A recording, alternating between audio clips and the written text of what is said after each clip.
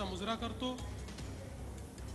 भारतीय राज्यघटनेचे शिल्पकार भारतरत्न डॉक्टर बाबासाहेब आंबेडकर यांना मानवंदना अर्पित करतो। आजच्या या अतिशय सुंदर सोहळ्यामध्ये आपल्याला आशीर्वाद देण्याकरता या ठिकाणी उपस्थित असलेले परमपूजनीय स्वामी गोविंददेवगिरी महाराजजी, परमपूजनीय बालयोगी सदानंद बाबाजी, राष्ट्रसंत नीळकंठ शिवाचार्य महाराज, परमपूजनीय आलोकनाथ महाराज, त्याचप्रमाणे मंचावर उपस्थित असलेले सन्माननीय आमदार किसन कथोरेजी, सन्माननीय खासदार सुरेश म्हात्रेजी, सन्माननीय माजी खासदार कपिल पाटीलजी, आमचे सहकारी निरंजन डावखरेजी, दौलत दरोडाजी, ज्यांचा जन्मदिवस आहे ते आमचे सहकारी महेश चौगुलेजी, श्री विश्वनाथ पाटीलजी, नरेंद्र पवारजी, जितेंद्र डाकीजी, विजय सूर्यवंशीजी, अशोक शिंगारेजी, संजय दराडेजी,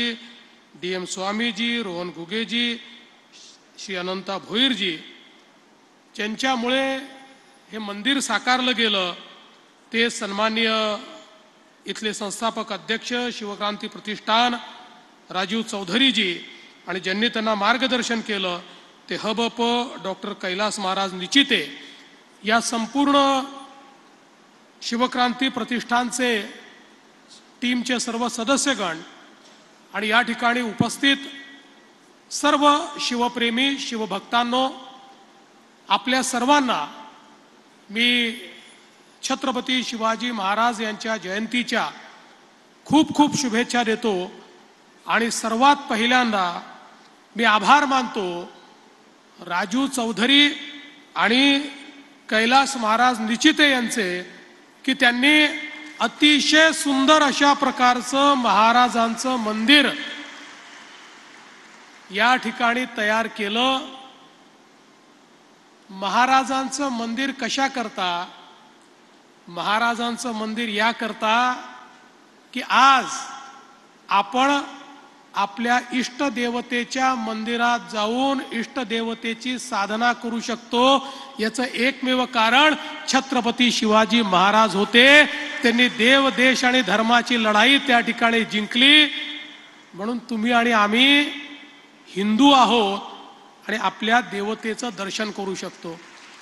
आणि म्हणून जसं हनुमानाचं दर्शन घेतल्याशिवाय प्रभू श्रीरामांचं दर्शन पूर्ण होत नाही, तसं छत्रपती शिवरायांच्या दर्शनाशिवाय कुठल्याच देवाचं दर्शन हे आपल्याला त्या ठिकाणी कधीच फळणार नाही। आणि म्हणूनच छत्रपती शिवरायांचं मंदिर या ठिकाणी बांधण्याचा जो निर्णय हा या आमच्या प्रतिष्ठाननी राजूभाऊ तुम्ही सगळ्यांनी घेतला, मी खरोखर तुमचे मनापासून आभार मानतो। आणि तुम्ही हे जे काम केलेलं आहे या कामाकरता, तुमच्या या मेहनतीकरता, तुमच्या समर्पणाकरता तुमच्याही ठाई मी नतमस्तक या ठिकाणी होतो। हे जे काम तुम्ही केलेलं आहे अद्वितीय अशा प्रकारचं काम आहे। अतिशय सुंदर अशा प्रकारचं मंदिर, केवळ मंदिर नाहीये, त्याला सुंदर तटबंदी आहे, अतिशय चांगलं बुरुज त्या ठिकाणी आहे, दर्शनीय अशा प्रकारचा प्रवेशाचा मार्ग आहे, बगीच्याची जागा त्या ठिकाणी आहे आणि शिवरायांच्या जीवनातले सगळे प्रसंग देखील आपल्याला त्या ठिकाणी पाहायला मिळतात। अतिशय सुंदर शिवरायांच्या जन्मापासनं तर राज्याभिषेकापर्यंत आणि छत्रपती संभाजी महाराजांनी ज्यावेळी वाघाचा जबडा फोडला होता त्या प्रसंगापर्यंतचे सर्व प्रसंग हे आपल्याला या मंदिरामध्ये पाहायला मिळतात। आणि याचा उल्लेख झाला की छत्रपती शिवरायांसोबत महाराष्ट्राची कुलस्वामिनी आई तुळजाभवानी देखील आहे आणि राष्ट्रमाता राजमाता आई जिजाऊ मासाहेब देखील आहेत। त्यामुळे खऱ्या अर्थानं हे राष्ट्र मंदिर आहे असं जर मी म्हटलं तर ते चुकीचं ठरणार नाही।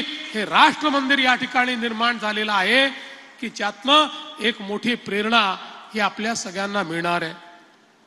आज आपण पाहतोय खरं म्हणजे छत्रपती शिवरायांनी ज्या काळामध्ये या देशामध्ये अनेक राजे अनेक राजवाडे हे मुघलांची आणि परकीय आक्रमकांची मनसबदारी घेऊन त्यांच्या अधिपत्याखाली काम करत होते, ज्यावेळेस लढण्याची शक्ती कुठेतरी क्षीण झाली होती, ज्यावेळी गुलामगिरी हीच महिमामंडित होत होती आणि कोणाचे तरी मनसबदार म्हणून कोणाचे तरी सरदार म्हणून मिरवण्याची प्रथा या देशामध्ये तयार झाली होती, त्यावेळी आई जिजाऊंच्या आशीर्वादानं छत्रपती शिवरायांवर असे संस्कार झाले की कुठल्याही परिस्थितीमध्ये आता या मुलखाला आम्ही पारतंत्र्यात राहू देणार नाही.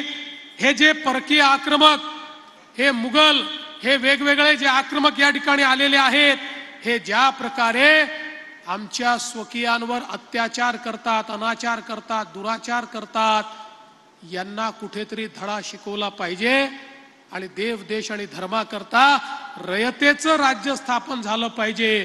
अशा प्रकारच्या विचारातून आई जिजाऊंनी शिवबांना घडवलं आणि शिवबांनी चमत्कार केला. बघा, या देशामध्ये